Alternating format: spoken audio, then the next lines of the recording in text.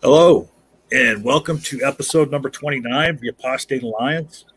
We probably should have renamed the show for today because today we're not going to be talking with an apostate. We're going to be talking to someone who was never in a religion. And we're joined today by three non-believers as usual. Our guest today is the Sassy Heathen, or Mindy. How you doing, Sassy? I'm good. How are you guys? Good. And of course, I'm joined by my co-host, Faye the Most Gracious. Hello, Faye. Hey. That was a little weak.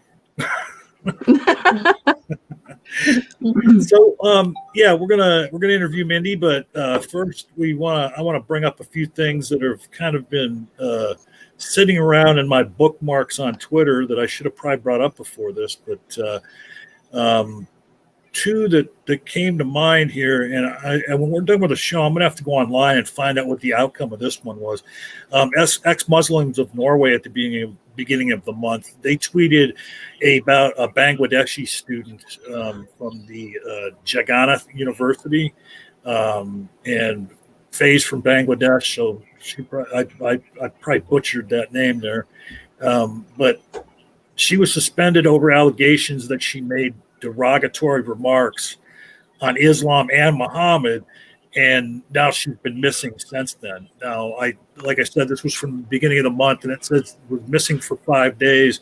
Again, I'm going to have to go and see what the outcome of this is. But from your experience, Faye, she made derogatory remarks about Islam and Muhammad, and then was missing for 5 days. Like, what would you speculate happened to her? I don't know. I don't know how to comment on that. Typically, if a person is missing for over 48 hours, they're dead. Like the police would determine them dead. So I don't know exactly how to comment on that. Bangladesh has this, even though it identifies as a secular country, and the current party in Bangladesh right now is a secular party, there is a significant level of Islamism going on in Bangladesh. So I don't know. So I know that you're very familiar with Muslim issues, Mindy. You worked with a ex-Muslim channel, or a Muslim channel, I believe. Yeah, I was a moderator on a Dawa channel for 7 months because I had become good friends with the owner of it. So I don't know if I can comment too much on that, because I think the Muslims that I was interacting with most of the time were Western Muslims, and since then, between then and now, I see that they have a very different kind of Islam that they're worshiping. It's very, very different. It's very watered down, almost like it's a vanilla Islam, right? And so I don't know if I can offer anything.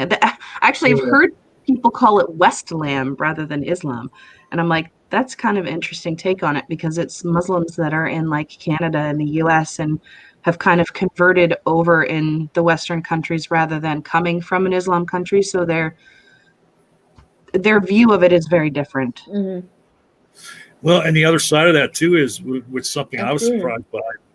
We interviewed someone here a couple of weeks ago that talked about different things that went on with them, horrible things, with their family and everything. And then they're in the United States, So I think that a lot of Muslims who end up in westernized countries, kind of go that route that you were talking about, Mindy. But we did interview someone recently that, if the person hadn't have said that they lived in the U.S., you would have thought they were living in a Muslim country. Oh, wow. But so now the other thing I wanted to mention, that I don't know if I read this or if it was in a video that he did, and I want to say it was Harris Sultan. Like maybe it was like one of those YouTube posts, or it was a video of his I was watching. And I don't know if either of you have heard of this, but that that a lot of people, a lot of Muslims in Iran are leaving Islam? Yeah. What's that? Yeah, I've heard of this. I mean, I want to say that the number that was given was that like half of the Muslims in Iran now have left Islam. That seems a little out there, but then again, I don't have as much knowledge as Faye might have. I mean, I don't know much about Iran and politics. Iran does have a large communist movement, so it could be a result of political stances that certain people may have. I'm not entirely sure what the factors would be in that many people deconverting. Right. You know, and I just was surprised by that, like, especially to hear that, like, half of them had left the religion. I'm like, again, I didn't verify that. I'm just going off something that I read or heard in a video. But apparently it's happening to some extent because, you know, Faye said she has heard about it. Now, this other one that has been kind of languishing in my bookmarks here, also put out by ex-Muslims of Norway. There was a religious school in Pakistan that's teaching the children in school how to behead people who insult Prophet Muhammad. I heard about that. I actually saw a video of like little girls singing about it. Now, of course, I don't understand the language, so I couldn't verify that. But yeah, I did hear about that. Yeah, I just can't even imagine. That just doesn't make any. I mean, here in this country, there's, you know, people that send notes to the school saying, "No, I don't want my child to take sex education." And then here in this school here, they're teaching kids how to behead people. Like, yeah, that's pretty scary if that's true, for sure. Have you ever heard of anything like that, Faye? Not really. I went to a pretty Islamic school, and despite all of the things that I was taught, that was never one of them. That's good. They didn't put the axe in your hand and teach you how to behead people. That's good. That's good. And then so, at any rate, we will get into interviewing Mindy here. And as I said, she's not actually an apostate. She grew up in a family and was not introduced to religion by her family and never has belonged to a religion. And so did you even have any concept of religion when you were small and growing up in your family? The only thing that I knew about religion until I went to school was like at Easter. You know, that was the time that this mysterious figure Jesus was resurrected. That's really about it. Now I'm old enough that when I went to public school, they still said the Lord's Prayer halfway through up until I was probably about grade 4 is the last time I can really remember it. And then it changed and they stopped prayer in school. So that was really my only exposure to religion. Now, when I was my youngest daughter's age, I was about 5. But my parents are split up. My dad met a woman and remarried, and they had 2 little boys together. When I was about, I don't know, maybe 5, and she was pregnant with my brother, she took me to Sunday school. And that was the one and only time I ever went, because my real mother, when I went home, just lost her shit when she found out that I went to church. Now, she never expressed any type of religion at home or talked about the Bible. I don't even think there was a Bible in the house. But as soon as she found out that my stepmother had taken me to Sunday school, she lost her shit and we never went again. And the next time I stepped foot in a church was probably when I was about 13 or 14 when my cousin got married. Oh, wow. Wow. So, go ahead, Faye. Faye, did you have something? Such an overreaction to taking someone to church. I don't know. Like, was it Was it a She was terrible a very experience? No, I loved it. I thought it was great. We got to make crafts, and a lot of the reason why she overreacted the way that she did was because there was a lot of abuse there when I was younger. She's very narcissistic, so she wanted to control everything that I did. So anything that my father and stepmother wanted to do with me, she didn't have control over. And that made her extremely upset. So she would punish my father by keeping me from him. So she would look for things like this that she didn't agree with, get extremely and overly angry about it, and then keep me from my dad for like a year. So I think it was tied to that more so than it was the religion. So she did not identify as an atheist necessarily? That is, to be honest, I don't know. I couldn't tell you because that's not something that my mother ever spoke about. She never mentioned God. She never mentioned what she believed. We never had a conversation about that. And like I said, I don't even think we owned a Bible. So she could have identified as Christian for all I know, but it was just never a topic that we discussed. So I have no idea. Do you still have a relationship with your mom to this day? No, I haven't talked to her in probably, see, my son's going to be 15, so probably about 16 years since I've spoken to her. Oh, wow. Yeah. Wow. Yeah. I called her to tell her I was pregnant with my son and that she was going to be a grandmother for the second time. And she told me to screw off and never call her again. So I haven't. Oh, wow. That's horrible. Mm-hmm. She's not a very nice person. I'm sorry. That sounds awful. It was pretty awful, but I mean, I'm the way I am today because of her. That's the best way that I look at it. But No. were you curious about religion when you were younger? When I was little, no, because I didn't really understand what it was. I didn't really develop a curiosity about religion till probably I was in my 20s after I had gotten married.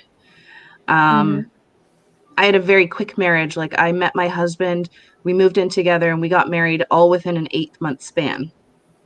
Oh, wow. Because I had lived such a broken childhood that I really was looking for. I wanted the happy husband and the kids and the white picket fence and all the stuff that I felt like I had missed out on as I was growing up. So when the first man came along that wanted to marry me and give me kids, I was like, yay, let's do this. So probably about 2 or 3 years into that marriage, I realized the mistake that I had made, and it was very, very empty. And I was feeling just the type of person that he was. He was kind of, I actually think he might be autistic, but that's neither here nor there. But he was the type where you couldn't really discuss anything with him. You couldn't really discuss feelings. And he kind of came home from work, played his video games, handed me his paycheck, and let me take care of everything else. So I started to feel extremely isolated in my marriage. And I had talked about it with a girl at work who said, you know what would be great for you? Why don't you come to my church?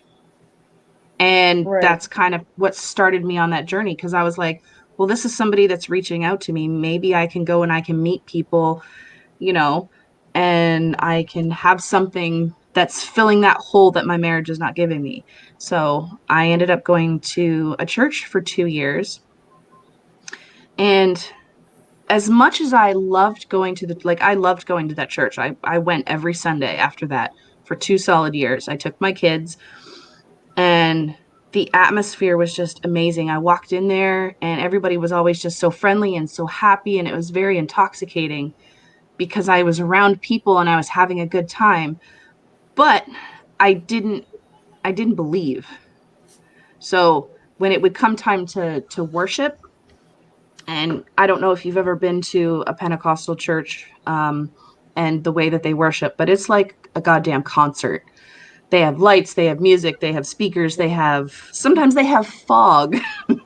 Oh, wow. Wow. Yeah, but it's a full-blown like music concert. So when I was there and everybody was worshiping, I would just kind of stand there and look around me, and everyone's like raising their hands up and like, oh, Jesus, yeah, I love you, Jesus. And I would just kind of stand there and go, I don't feel what they're feeling. Like, what's wrong with me? Where's this belief? Like, what are they understanding that I'm not understanding? And I wanted to believe desperately, like desperately wanted to believe. I went to new believers classes. I went to a Bible study. I tried to get involved in the choir. I had personal meetings with the pastor. I even had like in the new believers class, it's kind of like a sponsor. So it's somebody who's like an elder in the church who's been there for a really long time that kind of mentors you on your journey. Um, and they take you through the new believers class basically.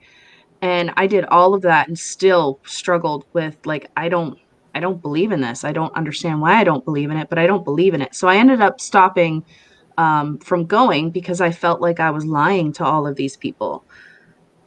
And yeah, that was kind of my trip with Christianity there.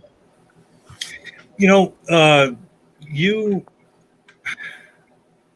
you must be kind of a special person as far as like mentally speaking, because a lot of people in that same situation would have got caught up into that kind of atmosphere and would have perhaps misinterpreted that as having like a belief, or having the Lord come into your heart or something like that. When you're around a bunch of people that are exuding all this, you describe very lovely people that that you enjoyed being with, and then they have this exciting music and stuff and like a stage show and everything going on. A lot of people would have been drawn in by that, and maybe perhaps thought that they were believing when they really weren't. I mean, I really like these people, and like just to get it, I tried to get involved as much as I could. I even tried to get my husband involved, thinking, oh well, maybe this will be something that'll help our marriage. And I got him to come to church with us a few times, and yeah, nothing. Like, still at the end of the day, I was like, I still feel like I'm missing something. Like, if this God is real and he's ignoring me while all of these other people around me are, feeling the Holy Spirit and I'm not, like, either there's something wrong with me or this God just doesn't want me to believe in him. Like, I don't get it. And yeah, eventually it got to me to the point where I was like, I can't do this anymore. I feel like I'm lying and I'm a fraud to everybody here. So I stopped going. So at that point, though, you just elucidated two possibilities.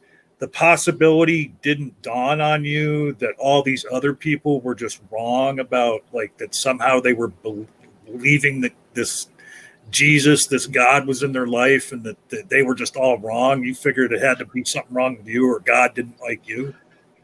Yeah. But I think, again, that has a lot to do with my upbringing. Is I grew up in a household where everything was always all my fault, and it was always me. It was always me. So that was obviously my first go-to was there's something wrong with me. There's something that I'm not getting. There's something I'm not understanding because I don't feel the way these other people do. It never really dawned on me that they had all been, because I was probably only 25, 26 at the time, still extremely naive in the whole, world of knowledge and atheism and all that stuff. So I didn't really know. I didn't know any better. And we didn't have the internet around with as much information as there is nowadays. So, I mean, if that had happened to me now with the internet that we have, I would have been able to go and find out a whole lot easier and be like, hey, I've been an atheist. But instead, it was a long journey to get there, because it's only been in the last probably 2 or 3 years that I've really identified solidly as an atheist. And so you say you were 25 or 26, so just like 4 or 5 years ago then, huh? I'm 41, John. No, I know. It's been a while. I'm just trying to be, that guy. But go ahead, Faye. I think you were trying to get in. Yeah, I was gonna say, like, investing that much time into a community, and then because even though I'm sure they made you feel like you belonged there, you just didn't feel that sense of belonging based on the fact that you felt like you were a fraud. I felt like I was lying to everybody. Yep. I felt like I was Like, doing them a disservice by not believing. Did nobody ask after you? Like, did you not make friends After there?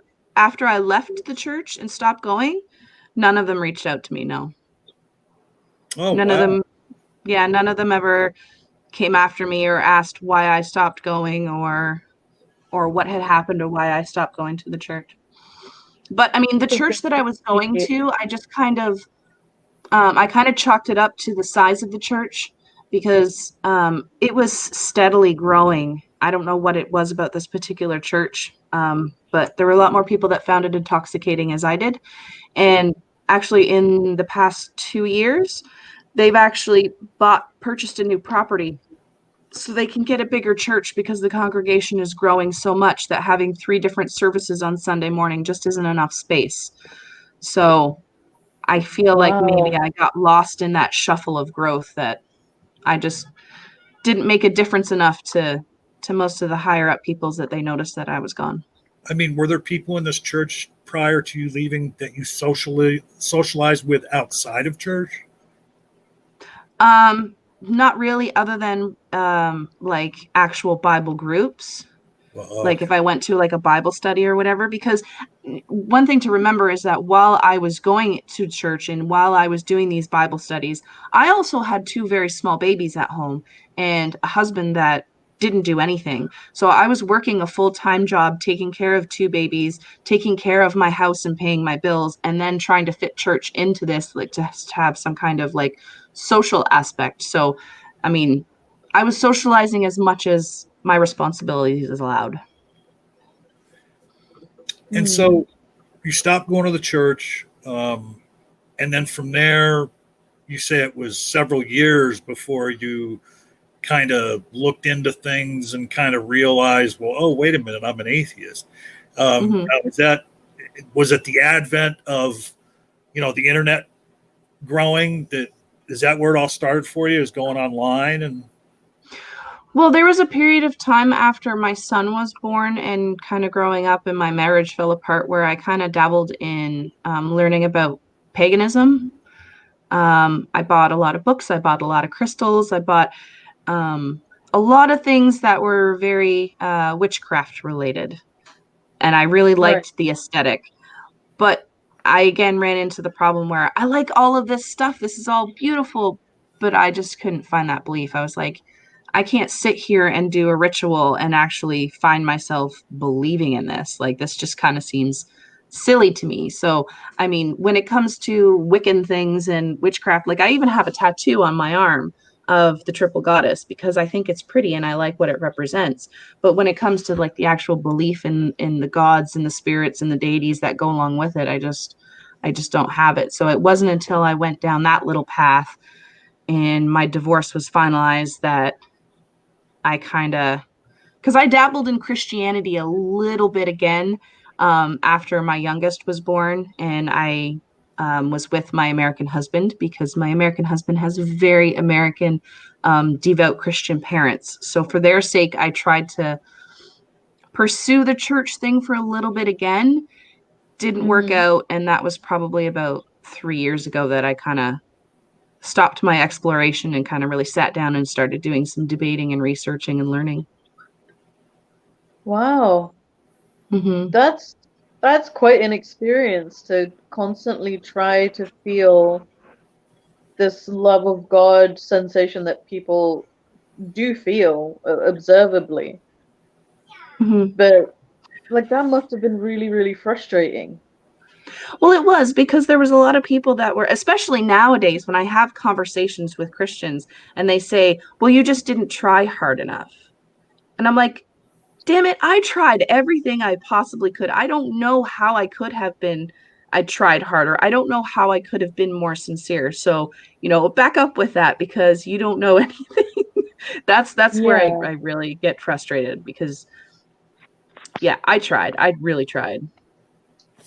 I mean, just from hearing you, tell that part of your story, just hearing you tell the story, it's obvious that you, at the time, you wanted it to work, because Absolutely. yeah, I mean, I always hate getting that from religious people too. Like, well, you didn't try hard enough, or you were never really a Christian, and no, when I went, I tried too, and there was even times when I felt like, the Spirit of God, was coming into me. But, now I know now that was just emotion and, maybe an epiphanous thought, that was of my own making. It wasn't an outside force. Yeah. So, so you say it's been about 3 years then since you About really 3 years. and Mhm. did you jump right into the YouTube community, the atheist community, when you first decided you were an atheist? No, it was actually really interesting how the whole path to atheism started because um, I kind of stepped away from going to the church where my in-laws wanted me to take the baby, and I was like, okay, I can't do this anymore. And I'm a very passive aggressive person, and I love my in-laws to death. But a little part of me just kind of likes to poke that bear when it comes to their belief. So on my Facebook wall, I would post very non-religious things or questioning religious things. Just kind of be like, yeah, I don't believe anymore, and I'm just gonna throw this up there, like a You lot of do that memes on and things like that. purpose? I used to on my Facebook when I first started. Yeah. I went Okay. because my husband's family is extremely religious, like very, very. I've never met more religious people than these guys, and they post a lot of kind of out there stuff. So again, in my little passive aggressive way, I'm going to be like, I'm going to throw up this meme and see how many of them I can piss off. Like, but I started to feel bad as I grew closer to them. I started to feel a little bit bad about trying to instigate with them. So I kind of and I wanted to take out that frustration somewhere else, that I wanted to argue about it. I wanted to talk about it, but I didn't want to, I felt bad going to the lengths that I was going. So I switched instead to Facebook debate groups, which was really, really eye-opening because when I started joining those, I started learning what fallacies were, what were good arguments, and I learned so much information from them. And then I started watching the Atheist Experience on YouTube and Talk Heathen. And that kind of brought me to, oh, well, I wonder if there's other YouTube channels or other live channels, live streaming channels on YouTube that I can actually like talk to. Because I was interested in making videos myself. And through that, just one day I typed in atheist live stream and it was like, I don't know, maybe 11 o'clock at night. Neil, the 604 atheist, popped up. And through Neil's chat, I found Puck and I just kind of snowballed into, I'm going to make my own videos. And I started meeting all these people and I started like the Friendly Neighborhood Atheist and all of that started being on their channels. And yeah, here I am. And I've been on, last week I recorded my very first ACA show and I have another one coming up on the 17th of December. ACA. Nice. The, Good for you. the Atheist Community of Austin. The people were that you make...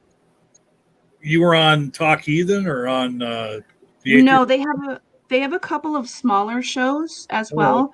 On December 17th, I'm going to be on Secular Sexuality. And then I was just recently on the Nonprofits, which is a pre-recorded show of theirs that they play between Atheist Experience and Talk Heathen. Awesome. Yeah. So you're going to have to get your autograph next time. I don't know about that yet, but So, I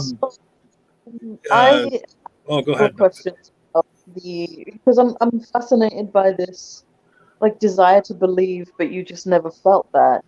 Like, is that something you still struggle with? Like, it has that left you unsatisfied, or have you found a sense of satisfaction?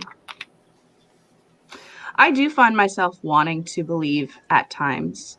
I think that's more of because I want to feel more in belonging to a group, because I've always been, because of the way I grew up with my mother, I've always been a very isolated person. So I have a difficult time maintaining friendships with people, especially outside of the computer. And then now with all this COVID stuff going on for the last year, and I'm going to be picking up and moving to Pennsylvania, hopefully within the next year. So I don't, other than my very immediate family, I haven't really developed a bond with other people. And I feel like if I believe in God and I go to church, then maybe I can find that bond.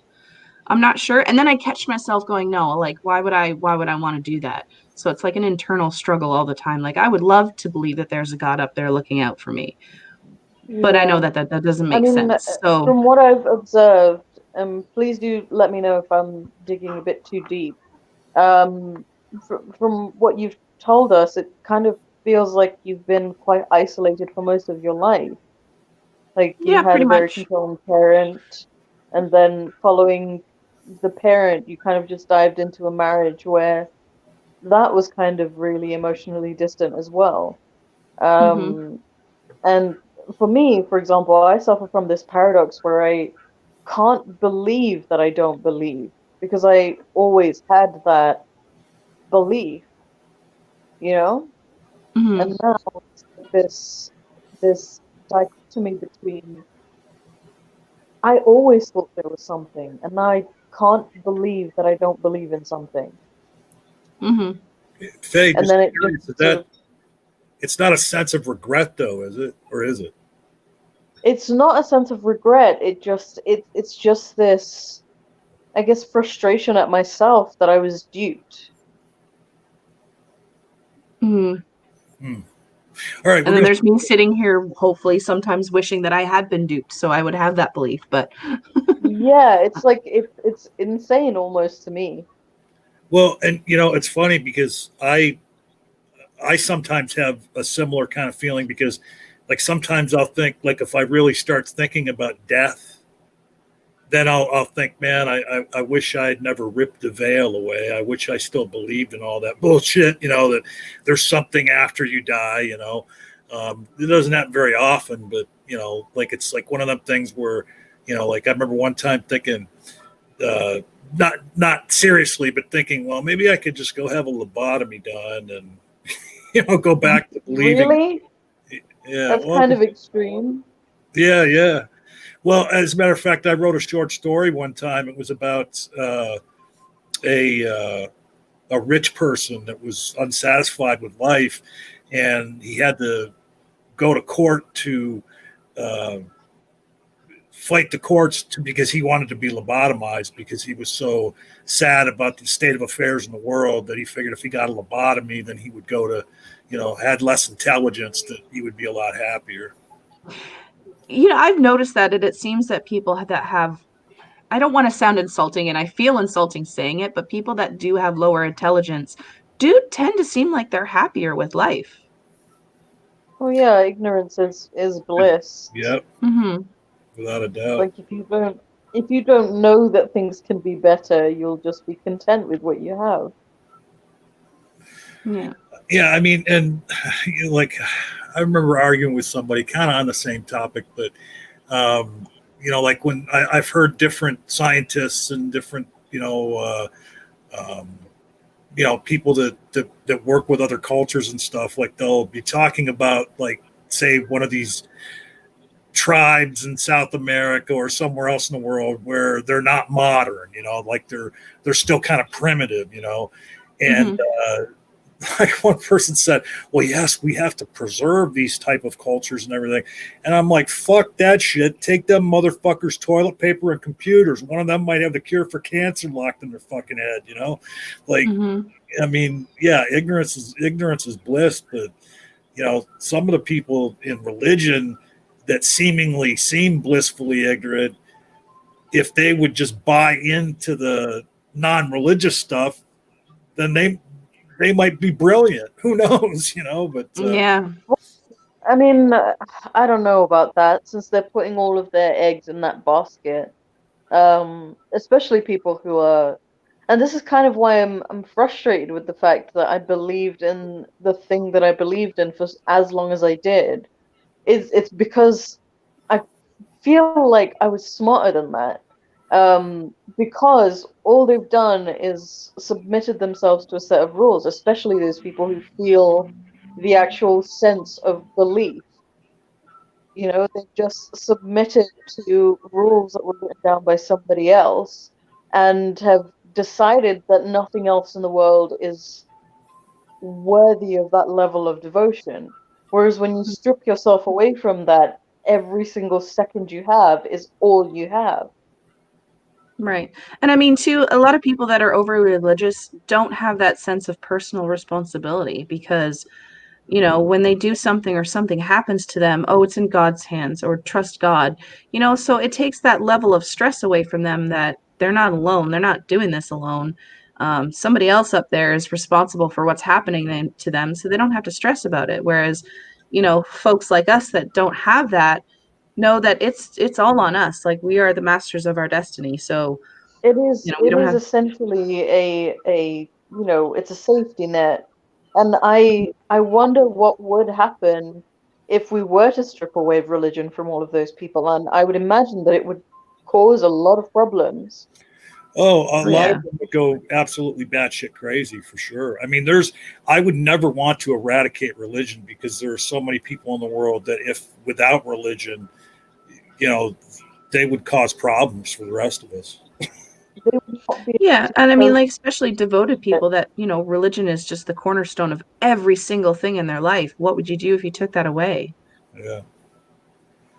I wish we could at least get it away from the radicals and like that. Hmm. Well, the radicals are only as radical as they are because they're invested in making the whole world as religious as they are. Yeah. Because to them, that's the only thing that matters, and it really doesn't help that religion also creates enemies in order to sort of drive that need to make everyone follow. Hmm. So you and Faye are friends, Mindy. I've seen you guys interact on social media. There, has Faye ever shared any pictures from when she was a Muslim with you? I don't think I've seen any, no. Yeah, because like she was what you were like full niqab, weren't you? Or Yeah, I was covered head to toe. I covered my face since I was like 11. Wow. Now, is that something that, like, when a little girl hits puberty, that you start covering, or like, when does that start? Well, I wore a hijab since I was really, really young because my mother was quite, she wasn't like super devoted, but she was like culturally Muslim. Hmm. You know, she was the first, myself and her are first generation immigrants. So she sort of had that environment that she was raised in where little girls wear hijabs. It's just something that Hmm. you do. And it's also like something that's said is that if you start putting it on them when they're young, then they'll be more likely to continue wearing it. Whereas, you know, if they fraternize too much with the white folk, they might not be able to don it later on because they've been Hmm. influenced. Um, so I was wearing a hijab from when I was little, but I was enrolled into an Islamic secondary school where, you know, that's kind of where my interest in religion peaked. And I had a teacher who used to cover her face, and when she had explained that, and also there were a couple of MPs who were less than friendly to the Muslim community who wanted to ban the niqab outright. And that sort of drove me to being like, well, I don't want it to be banned. I want to wear it, and I wore it from then. Oh, wow. and for anybody that's watching that's not a Brit, an MP is A member of parliament, I believe, because we oh have them Member here of as well. Parliament, yeah, just a politician. oh okay. Yeah. Yeah, I was never quite sure what that MP stood for. Always thought it was like Minister of Parliament or something like that. But No, no, it's a member of parliament. yeah, yeah. So Member of Parliament. you said that once you discovered like the different channels and stuff on YouTube, that you decided quite quickly, hey, I want to do this myself. And so when did you start your channel, and where did Sassy Heathen come from? Sassy Heathen was just a nickname, really, because I like sassy pants, and my daughters are all super sassy, and I like to sass. So, and then Heathen was just something that I came up with when I was practicing and kind of delving into all the pagan rituals and things like that. And I would say that, you know, I would horrify the Christians because I was a filthy, filthy heathen, or a dirty, dirty heathen. So I was like, I like that. So I just went with I sassy like the heathen. word heathen. Heathen has an energy to it. Mm-hmm. Yeah, so that's kind of why I went with the name. And then I had set up my channel, but I hadn't really decided what I was going to start making videos about. And then I met a Muslim who does dawah here on YouTube, and we kind of clashed after because he invited me to his live stream because he was streaming on YouTube as well. And he challenged me, and I was like, okay, I'll come and I'll have a conversation. At that point, I didn't really have a lot of information about Islam, and I was like, it doesn't hurt. I can go and talk and have a conversation and see what their beliefs are. As I'd never really been exposed to it here because we don't really have a whole lot of Muslims around in this area. And near the end of the conversation, it blew up as soon as I started asking questions and challenging the things that they were telling me. And yeah, we had a pretty heated back and forth for a little while.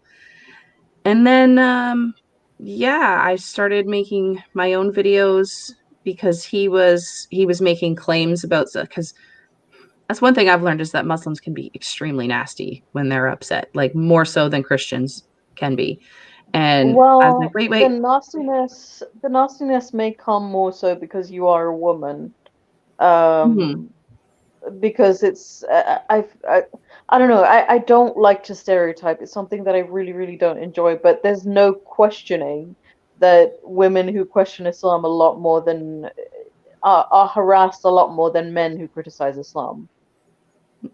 Yeah, and they're a lot more forgiving to them as well because it took a while with that whole experience. Kenny and I talked and we worked things out, and I came to the channel, and I honestly wanted to learn because I didn't really know a whole lot. And I was there for probably Kenny. Is this Kenny Kenny Bomber? Yeah. And like I was friends with him. I couple of comments to make about this guy, and I know that you probably have a working relationship with him, but Kenny Bomber is a very unfortunate name. Yes, it really is. Oh, wow. I didn't even pick up on that until you said that. Yeah, to have that name as a Muslim. Oh, wow. Yeah. And, I've had a few interactions with him. I used to be on a show with two other guys. It was called the Gin and Tonic Show. And it was a show where I used to recite the Quran. And these two guys would go through the translation. We would dissect like the verses and meanings and stuff like that. It was a really interesting show. And Kenny Bomber had decided to join one of our streams, and he's kind of incessant, is what I would say. Like he just doesn't know how to stop. No, he really doesn't. He doesn't. He talks and talks and talks and just doesn't. Yeah, he just goes at it. And he is I like bit of Kenny. A fraud. Yeah, I like Kenny, and I mean, we developed a friendship after a while. And outside of his religious beliefs, I think he's a really nice guy. I don't have a problem with him. And I became a mod on his channel, and I was trying to support him. I actually even supported his channel. And then his audience just kind of decided that it was not cool to have an atheist woman around. And it was about the same time that I was posting on my channel that I was going to be writing erotica and selling it on Amazon. And all of a sudden, that made me an extremely evil person. And I got verbally abused quite a bit by his chat. And what eventually pushed me away from the channel is that Kenny didn't do anything about it.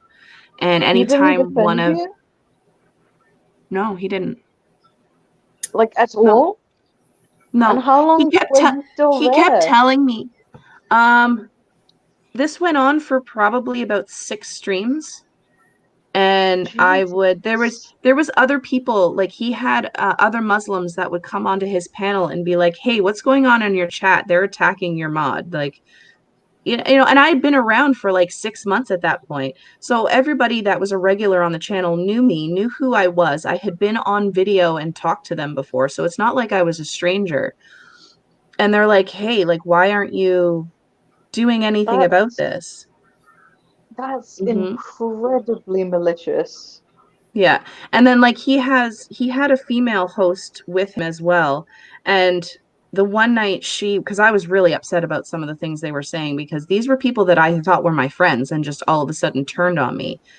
And I was really upset. And Katerina was like, and I need to talk about something that's going on in the chat. And Kenny was like, what's that, Katerina? What? We can't hear you? Oh, okay, we lost her.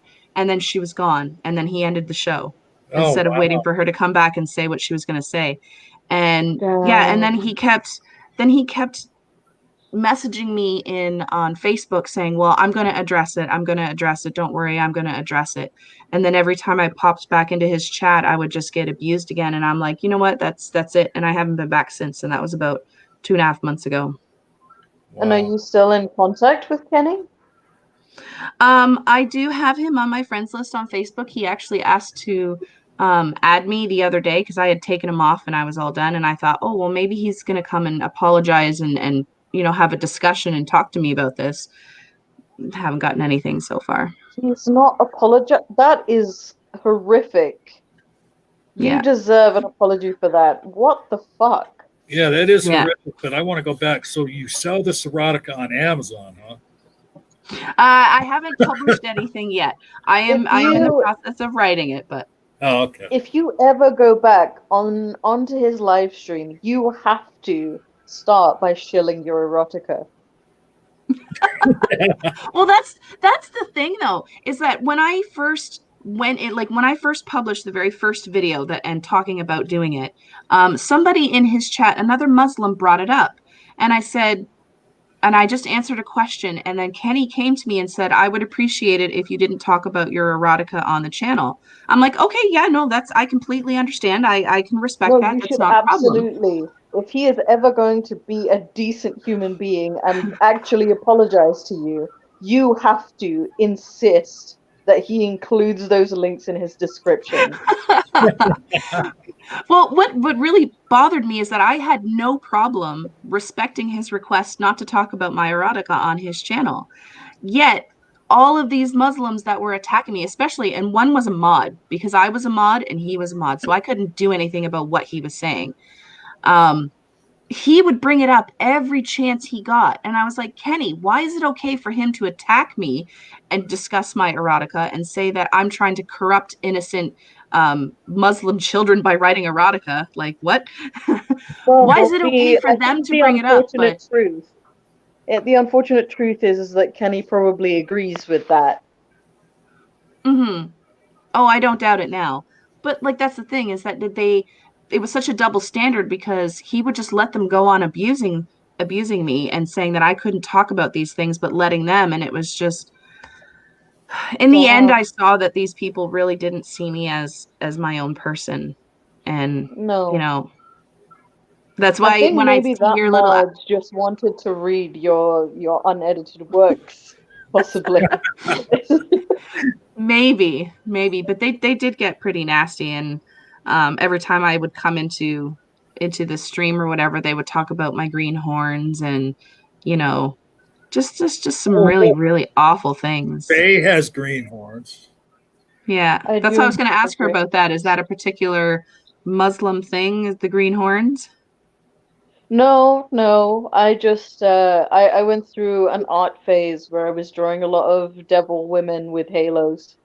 So yeah.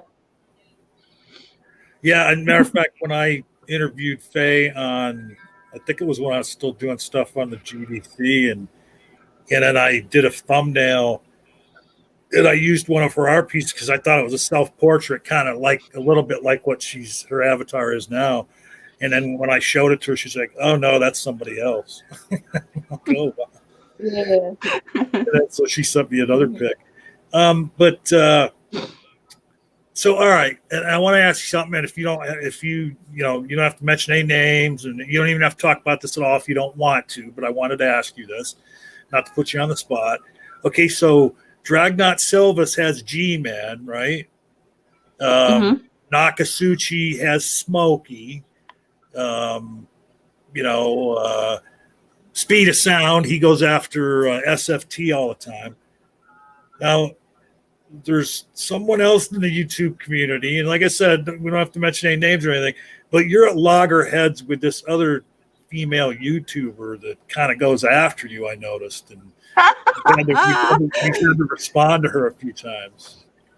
Oh, this is a woman that I have known online for like 15 years, back before YouTube was a big thing and it had a rival company called Live Video. And she was a big troll, and we've just kind of gone back and forth since then, where we'll be at peace for a little while, and then she'll go all batshit crazy in our heads. But you have like an anime rival. That's pretty much what it is.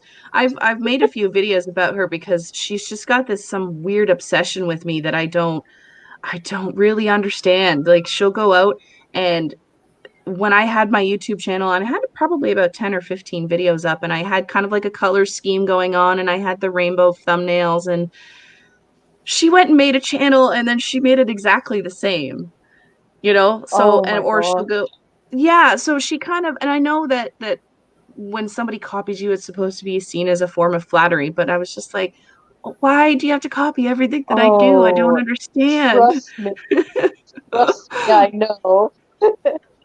Yeah, I know this has become like a little bit of a mother's meeting, but something I have been meaning to ask you is what is your relation to Introverted Smiles? I met him through Kenny's channel, actually. We became friends through his channel. He would have pop you in. Been friends with him longer than I have?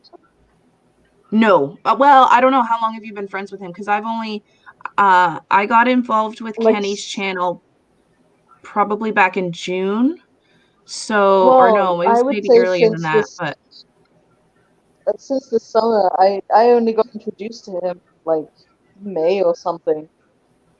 Yeah, so we've probably known him about the same amount of time. Okay. Yeah. But we used to talk about, like, when he was a non-believer, he would him and I would talk about, because he came to me and he's like, I noticed you never really talk about beliefs with Kenny. And I said, no, I don't really talk about my personal beliefs on the channel, because it is a Dawa channel, so I didn't feel it was appropriate to bring up my beliefs. I'm there just to support him and, to moderate the chat and things like that. And I enjoy my friendship with Kenny and the other panelists, and I feel like if I bring up my beliefs or I challenge their beliefs, that would jeopardize our friendship, and I didn't really want to do that. And he and I That's kind really of bonded over that. It is, That's really, but really uncomfortable. Speaking how long did you do that? How long did I still do that? But that's why would you put yourself through that? Because I can't get over your fascination with religious people to the point of stressfully moderating a chat where you can't talk. I don't know. I guess I just have a fascination. I don't understand how people believe, and I want to understand why people believe. So I kind of seek that out, and you and I need to have a conversation about belief one day. Let me tell you. What I never understand about introverted. Okay, and these type people I never really fully understand is the ones that leave religion, become atheists, and then end up going back to religion. I can't follow that. I think there is a certain there's a certain distress with understanding that there's nothing more than this life, especially for people who are extremely I'm sorry, at this point I think it's valid to say extremely lonely. Like, they have no friends. Yes. They have nothing going on in their life. Like, I can understand how the notion of having a pretty lonely, possibly miserable existence could lead you back to, I would rather indulge in a delusion than actually go out and socialize. Yeah, that's the impression I got as well, that he's just an extremely lonely individual, and he's just tired of being lonely, and that's kind of why he turned on the friends that he had to kind of look like the bad guy so that he could go back to religion. You're talking about how it's I'm just I just have one last thing to say. Even though for the religious community to just take him back, even though he still supports Trump, and the reason he supported Trump was because of his immigration laws. Like it defies all reason. I don't understand it. Mm-hmm.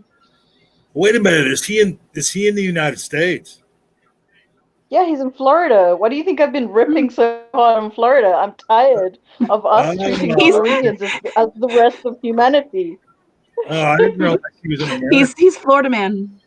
Oh, he's Florida man. Florida All man. right. Well, that gives context to a lot of tweets and Faye's I read and didn't know what the hell was going on. So, you had mentioned, Faye, about, well, hey, boy, that must have been uncomfortable to you. You're modding on this channel and, you're not able to speak to, the stuff you're hearing that you don't even believe in. The other day, I have to do community service as part of my parole. And here in this town where I live in, there isn't a whole lot of places to do it, but there's a Catholic church and they have this little store where they sell used items, and then the money goes to like whatever charity that they're giving it to. So I go over there and volunteer and hang up clothes and, whatever, take the garbage out. And so the other day I was over there and I was just surprised at myself about this. All right. So I went to go take the garbage out, break up the boxes that the stuff comes in, and they have a shopping cart that they put the garbage in to, take out to the dumpster. And I go out emptying stuff into the dumpster, and there was these books. They were like classic kids books, but not really kids, but like it was like I don't know, like Alice in Wonderland and some of those type of classics. And I said, well, is it okay if I take these instead of throwing them away? Sure.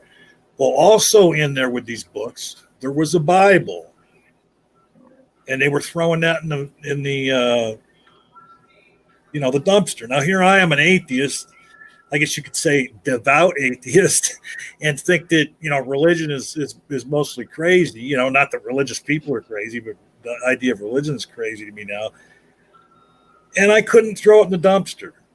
I brought the Bible back in and I asked the lady, I said, did you intend for this to go in the garbage? And she's like, well, yeah, probably shouldn't be throwing that away. She said, do you want it? And I was like, oh, no, I already have a Bible. And then so she took it and she said, well, I'll find something to do with it.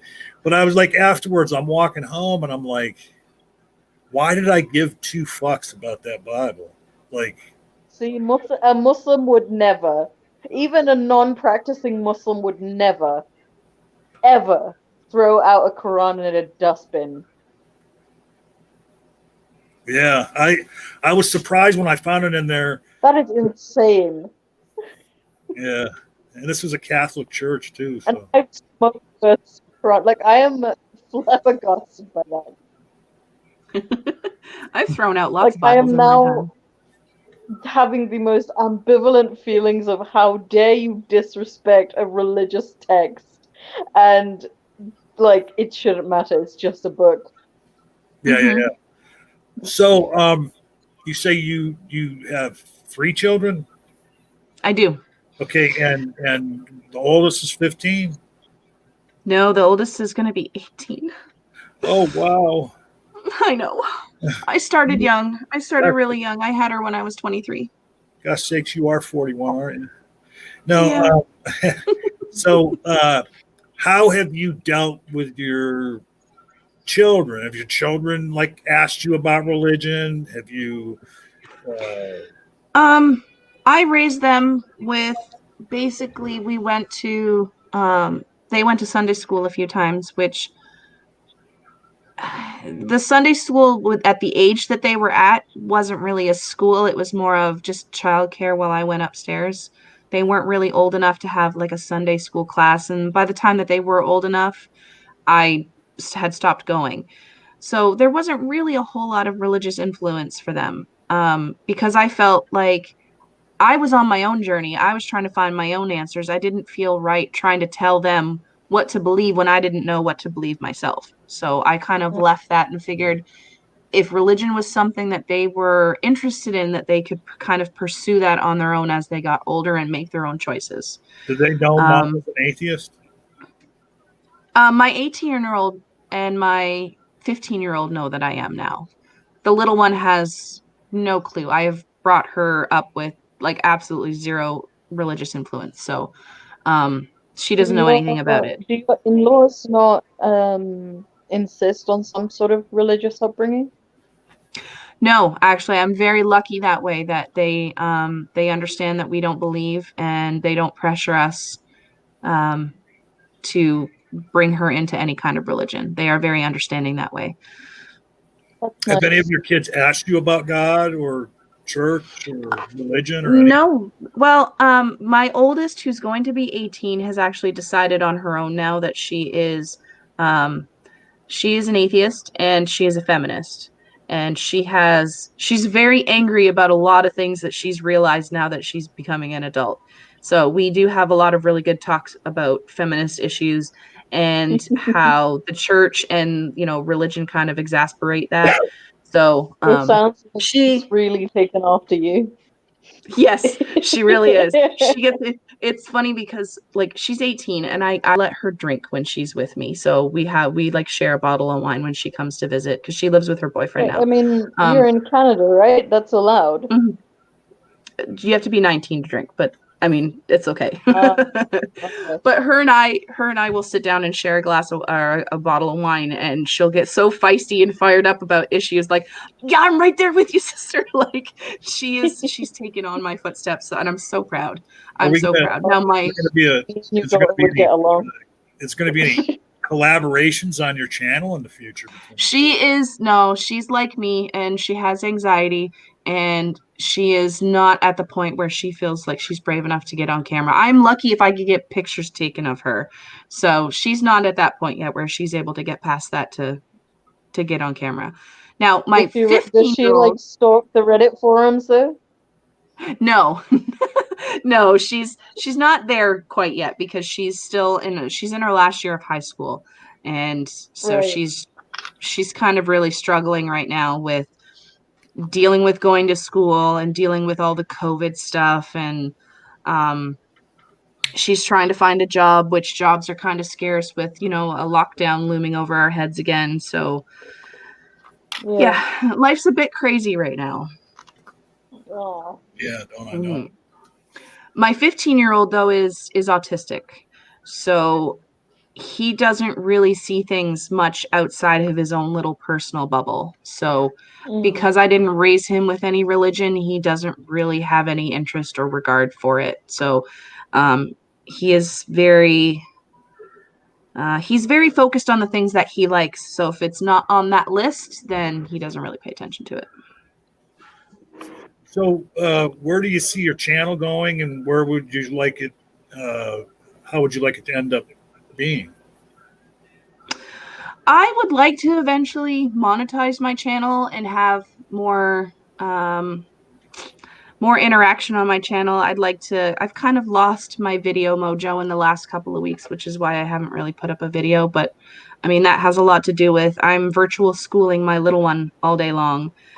So by the time we're done virtual school and I'm dealing with her, and I don't feel like getting back on the computer again, to make and edit videos. And then on top of that, I've been separated from my husband for the past 2.5 months. So there's a lot of emotions that have come with that. Well, and dealing with all that. This is not a what people would typically think of as a separation. Right? Oh, yes. We are separated by the border and by COVID restrictions. It's not that we are separated in our marriage. We are very happily married. We want to be together, but there is an American-Canadian border and COVID rules that are keeping us apart right now. So, and I mean, we filed for immigration in January of last year, and the process should have taken about 6 months, according to electronically filing, and they just opened our file like 2 weeks ago. Oh, wow. So, yeah.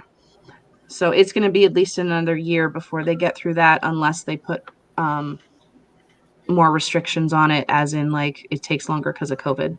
So I don't know, but it's very difficult dealing with that because this process should be done and over with already, and I should be living in Pennsylvania with him already, but due to the virus, we cannot. Well, you moving there probably explains why it took so long. Yeah, probably. And then on top of that, he can't come here to Canada, which is what our ideal situation would be. So that's why I'm going down there. So, Faye, do you have anything coming up soon on your channel you want folks to know about? Not at the moment. I have started Twitch streaming for anyone who just wants to hang out. I try to avoid really difficult topics on my Twitch streams because it's just me doing some art or something. But yeah, besides that, not really. And people should go check out your Instagram, shouldn't they? Yeah, sure. I mean, if they want to. Man, you're not a very good shell for yourself. No, I'm not. You're like giving me a very, very easy lead in, and I'm still avoiding it. Yeah. And so, Mindy, any final words you have, and tell us, tell folks where they can find your channel, and anything else you want them to know. I'm going to be hopefully doing some more videos. I'm going to be having a show come out for the nonprofit. So if you want to look them up, that should be either this Sunday or next Sunday. And then I'm doing Secular Sexuality December 17th. And yeah, I'm going to be sporadically putting out videos on my channel. I try to sit down to a schedule, but it doesn't always work out that way. But you can find me at the Sassy Heathen on YouTube and the Sassy Heathen on Twitter as well. Awesome. And yeah, if you put in Sassy Heathen, she'll come up on Twitter, but she is at Heathen Sassy on Twitter. Isn't that correct? Yes, I am at Heathen Sassy. Yes, I always forget that they inverted it when I signed up my account. Right. So, all right. I like this. This was a little departure from talking to, people that minds had been polluted with religion and then had to leave it, So, like I said, we were a very nice palate cleanser. What's that again? It's a very nice palate cleanser. Right. Yes. An aperitif between episodes. But thank you so much, Mindy, for being here. Well, thanks for having me. And we'll be back on. Oh, well, wait a minute. This is, I don't know if I said it right at the beginning, but this is episode 29 being recorded. So you'll see us live. You will have seen us live a week ago, actually, when you're watching this. So I'm so confused now. I don't even know what to say. But at any rate, thank you for being here. Everybody who's watching this right now is a recording, because actually there's nobody here right now except the three of us. But hey, the Apostate Alliance is always where you can be free to not believe, and join us next time.